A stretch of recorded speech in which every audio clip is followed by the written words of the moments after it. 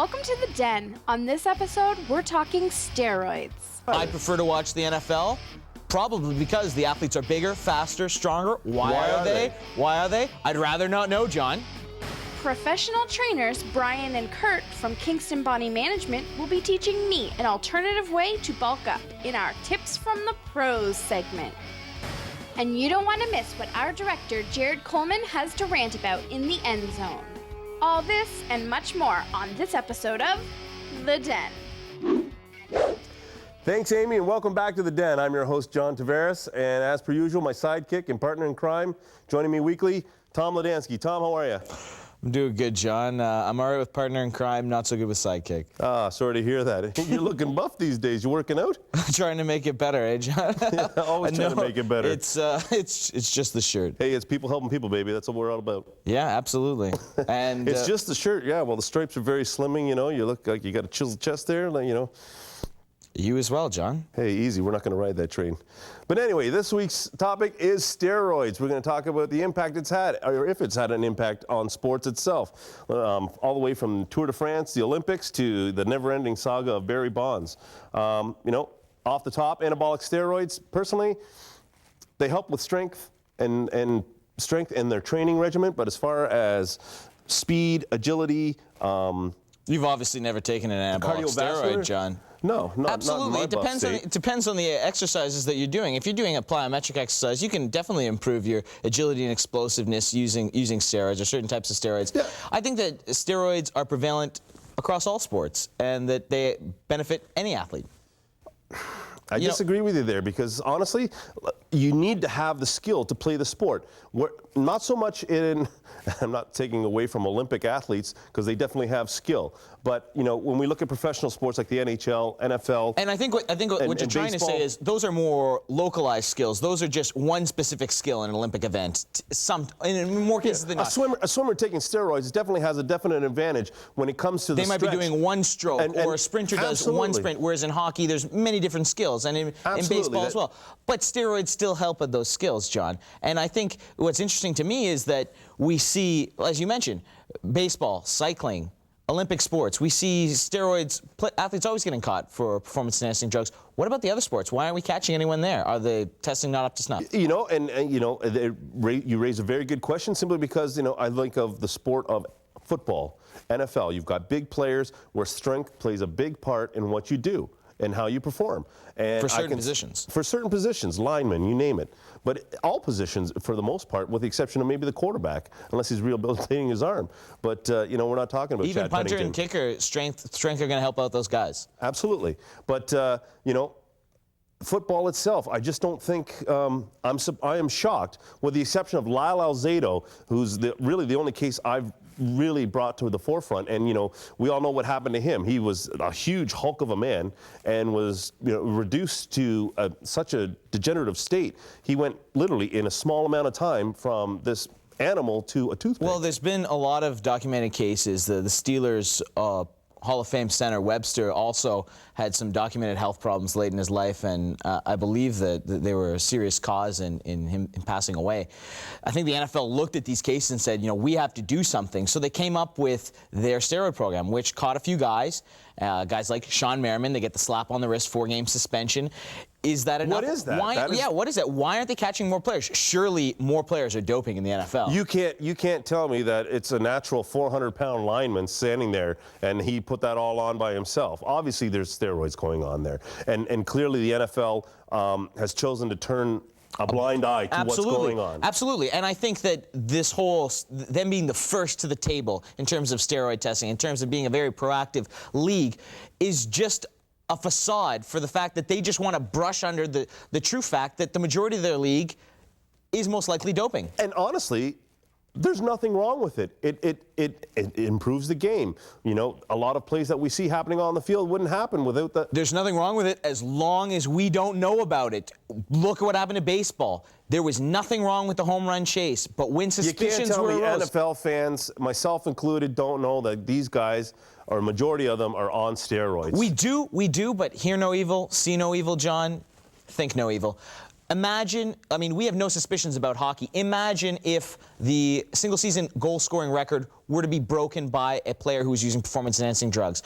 Imagine if, when Tom Brady broke Peyton Manning's single-season touchdown record, if it came to light that he had been doing drugs. He doesn't look like a guy who's doing drugs. No, he doesn't. But I'm just saying, hypothetically, what if record breakers are using drugs to do it? I think it would shatter the image of the NFL. It did to baseball. It did to baseball, but I mean, baseball isn't a sport where you've got guys blocking against each other. You got guys hurling a ball at a bat. You got to take a swing, and you got to run to first base or round the bases, or you're tracking down a fly ball. So are you saying that it's okay for a player to do it in football and not in baseball? Or? No, I'm not saying that at all. I'm saying that we need to do better in the way we test these athletes and get a little stricter with what we do with athletes who are caught. Like the Marion case you're talking about in the NFL. You know, he got, what, 4-game suspension? First-time offender. First-time offender. If you know it's wrong and you continue to do it on the hopes that you don't get caught, then, you know, make the penalty. The thing is, this is just final. This has just come to light, right? First time, you're done. In a lot of these players' lifetime, the steroid issue blew up and became a major worldwide topic. I don't think you can penalize those players by kicking them out of the game if they had been doing steroids up until that point. But now, new players coming into the league, they are well aware that steroids are wrong. How can you not penalize these players? They know it's wrong. They know what they're doing to their bodies. They probably knew it was wrong, but look at baseball. They all knew it was wrong, but everyone was doing it. What are you going to do, fire everyone in Major League Baseball? No, obviously not. But, you know, you're not going to fire everyone in the NFL either. But still, they took the risk. If they're willing to gamble, then they're willing to gamble their careers. I'm not willing to kick out potentially half of the NFL because they've been doing steroids their entire life and they grew up in a steroid culture. But sure, why not? It'd be a great catalyst for the CFL to pop up. Yeah, great. But I mean, but that's not to say they're not doing it there either. I prefer to watch the NFL. Probably because the athletes are bigger, faster, stronger. Why are they? Why are they? I'd rather not know, John. And same in the NHL. I'm glad that they haven't caught a single athlete because I'm happy assuming that no one is doing performance-enhancing drugs. As soon as I find out, it's going to break my heart. Well, it's breaking my heart right now because my biggest concern now is our children and adolescent teenagers who look up to these people, these pro athletes, as role models and looking at how they got there. And I mean, you know, when you're young, you're naive, you think, hey, you know, with a lot of hard work, I can get there. With the right skill, I can get there. But the problem is, if all these guys are taking drugs, these kids are under the illusion that it's okay. That they can get there without it. Charles Barkley said it best when he said he's not a role model for kids and he doesn't want to be, he doesn't think he should be. But you're right. The reality is that kids are going to look up to athletes no matter what the athletes say or want to be. So I think the athlete is going to do what's in his or her best interest. And that might mean taking performance-enhancing drugs for fame, money, notoriety. So it's up to the leagues to have more stringent testing to get it out of the game. I'll say this, Charles Barkley is no role model. More of the den to come. After the show, log on to our website, dentv.ca, for videos, blogs, and so much more. When we come back, Brian and Kurt will be teaching me some muscle toning exercises. Hey guys, I'm here at Progress Fitness, and today we're talking with professional trainers Brian and Kurt from Kingston Body Management. They're going to teach me some alternative ways to building body mass, because Tips from the Pros is drug-free.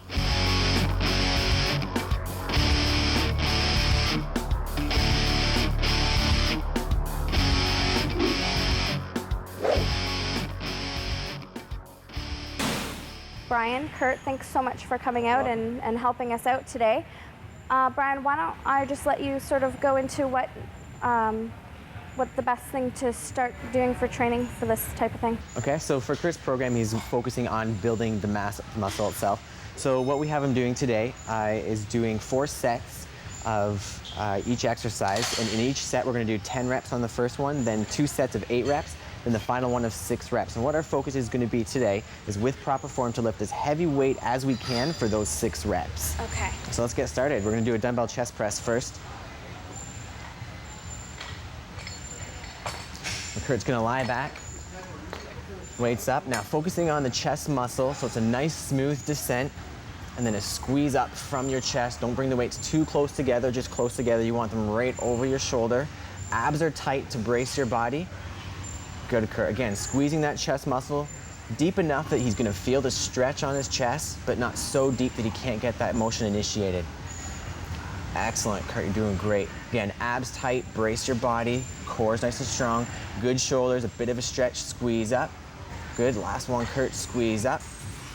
And then dumbbells down, and you have 10 plyo push-ups now. So as fast as you can, as hard as you can. So what we're doing here, at the end of an off season for any sport, you want to start adding some speed and agility and quickness in. So we're still doing the strength exercise, but now we add the speed in with his plyo push-ups right away. Okay. That's an excellent tip. Excellent tip for those who are training for baseball. Or is there any other, besides baseball, would there, like any sport, would that work for? Yeah, any sport where you need quick motions, which is every sport.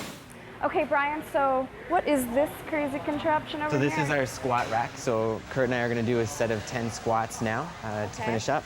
Here we go. So to pick the bar off the rack, 1 foot forward, 1 foot back, lunge position. Up we come, step back. So make sure feet are straight and in line. Body tall, chest up towards the mirror at all time. Here we go. So knees are in line with the toes.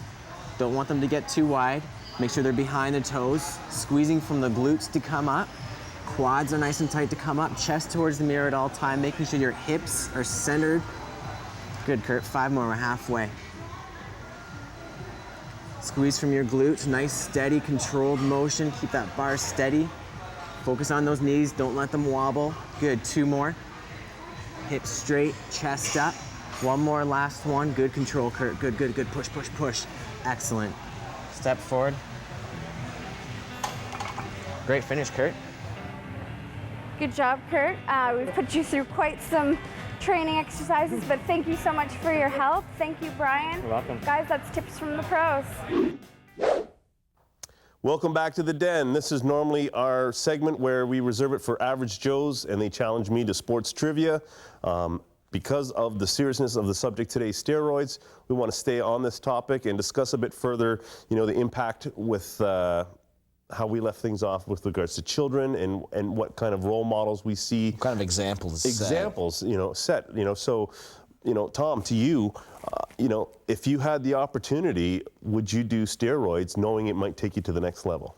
Well, if I'm Tiger Woods and I've already got all the skills that I need to make it to the next level and dominate there, of course not. But the reality is that the majority of athletes are in a fringe position where they're right on the cusp of making it. And isn't for that me, the point, though? I would take it. Because we're not Tiger Woods, we need to take it. Or we feel in order to compete with him, we would take it. The thing is, we don't need to take it. The reality should be, morally, that we choose not to take it and we don't make it in the end and we have a profession somewhere else. But unfortunately, the real reality of the situation is we want it so bad that we're willing to risk our well-being and our health to get there. Can you make a great athlete even though they may not have the skill, but if you give them the tools, if you give them the right chemicals, you can produce something that can make the pros? Take a look at Lionel Messi, the great soccer player for FC Barcelona. When he was a young teen, 12, 13, 14, they signed him, moved him and his family over to Spain, and they gave him human growth hormone. He was a little child, and he had some stunted growth issues. But at the same time, they knew that they were getting a player who could develop into a star, and they were giving him a performance-enhancing drug to develop his body physically. Now he's arguably the world's best player. I have some moral issues with what happened with him. Yeah, I have some moral issues with what happened to him. However, when you look at his case specifically, he did have, stunted growth, and whether he was going to be a professional soccer player or not, he would have received that treatment to fix that ailment regardless. Well, yeah, if he had been in a position to do so, if his family could have, absolutely. If that was, if like you said, if they had the means to, they could have. They would have. Is that right? I mean, if we know that this guy... I don't have a problem so much with his case because it would have been part of, whatever medical procedure to give him a better quality of life. Keeping in mind... It was never in the intention to create a super soccer player. Well, if that were the case, think it was. I have a serious problem. I think it was. Keeping in mind that I said, I would probably do steroids if I'm on the cusp. Keeping in mind Lionel Messi's story, can we forgive the athletes that we've caught for doing steroids? Can we move beyond that? I think it's hard to forgive. I mean, you talked about, tarnishing These great records. these great records and things like that, and not wanting to know about NFL football players. And hockey would be the worst for me. I would just be crushed. Yeah, I'd be devastated. We've got a lot of heroes in those sports, but does it make it right not knowing? But if I'm a bit of a hypocrite if I say that I would do steroids and I turn around and paint Barry Bonds with this villain brush, is he not just in the same position that I would be if I had his hand-eye coordination and his physical skills? Yeah, and to a degree, his skill got him to a certain level. I don't think he took performance-enhancing drugs until later in his career to keep the longevity of it going. But he did, improve himself. He reinvented himself as a player. Yeah. I actually preferred the old Barry Bonds. That's another topic entirely. But he certainly was a different kind of player with steroids, but an effective player. I think that when we say that it's even tough to forgive them, it's so hypocritical of us. And I think it speaks to the fact that subconsciously, I think we all are somewhat okay with steroids because we know it's in human nature to want to win so bad that we're going to take any advantage we have to win. Take a look at Spygate. It's the same kind of cheating that the Patriots did. Human nature is they're going to do what it takes to win. And Absolutely. I think we all understand that. And the thing about Spygate, too, is it wasn't as big a deal because everyone knows that all teams are doing it. It's just the Patriots got caught.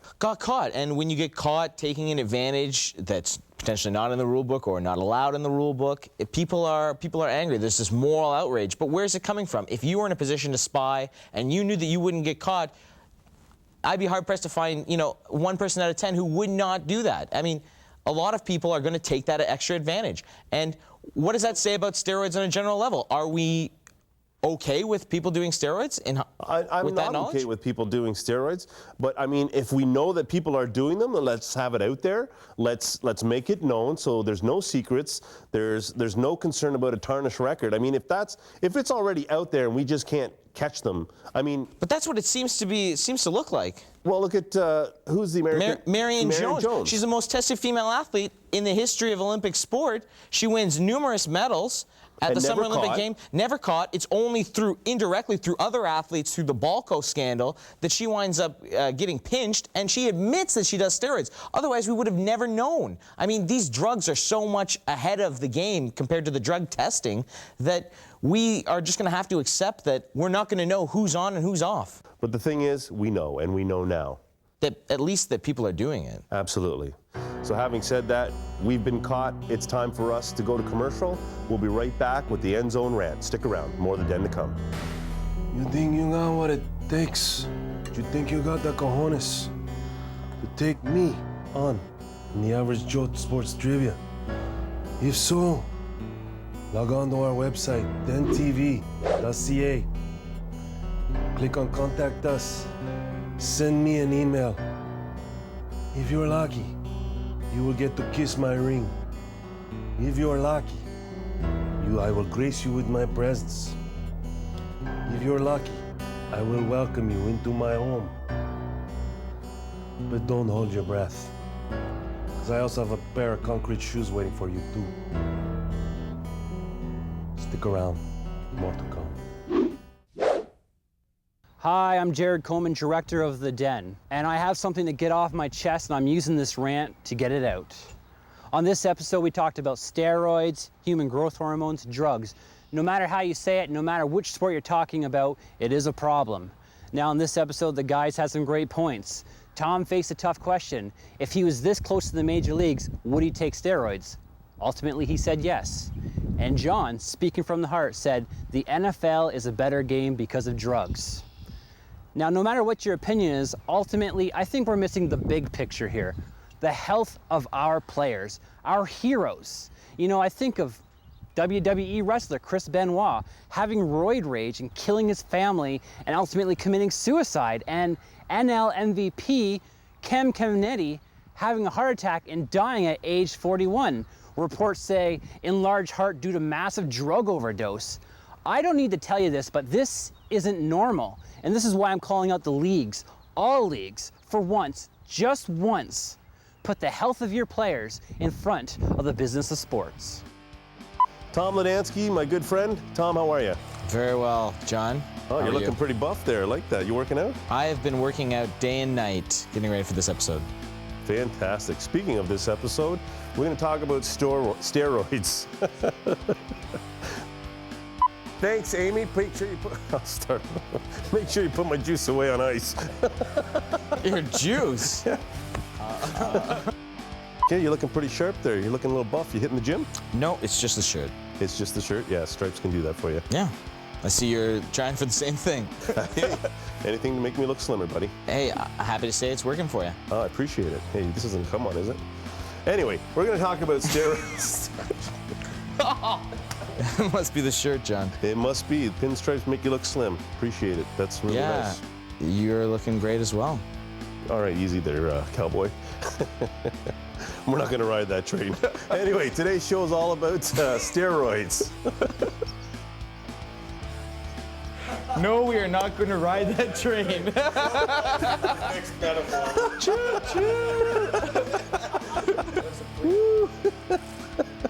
Let's not ride that train. Welcome back to The Den. This is usually the segment where we have average Joes come challenge me for sports trivia. But due to the severity or the seriousness of our severity, because I lost this arm to steroids.